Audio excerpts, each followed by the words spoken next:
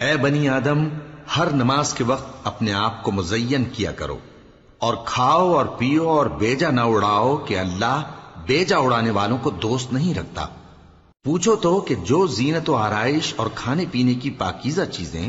اللہ نے اپنے بندوں کے لیے پیدا کی ہیں، ان کو حرام کس نے کیا ہے؟ کہہ دو کہ یہ چیزیں دنیا کی زندگی میں بھی ایمان والوں کے لیے ہیں اور قیامت کے دن صرف انہی کا حصہ ہوں گی۔ اسی طرح اللہ اپنی آیتیں سمجھنے والوں کے لیے کھول کھول کر بیان فرماتا ہے۔ کہہ دو کہ میرے پروردگار نے تو بے حیائی کی باتوں کو ظاہر ہوں یا پوشیدہ، اور گناہ کو اور ناحق زیادتی کرنے کو حرام کیا ہے، اور اس کو بھی کہ تم کسی کو اللہ کا شریک بناؤ جس کی اس نے کوئی سند نازل نہیں کی، اور اس کو بھی کہ اللہ کے بارے میں ایسی باتیں کہو جن کا تمہیں کچھ علم نہیں۔ اور ہر ایک امت کے لیے موت کا ایک وقت مقرر ہے،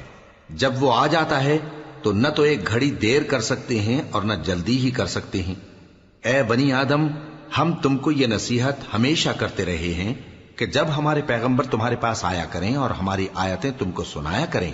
تو ان پر ایمان لایا کرو کہ اب جو شخص ان پر ایمان لا کر اللہ سے ڈرتا رہے گا اور اپنی حالت درست رکھے گا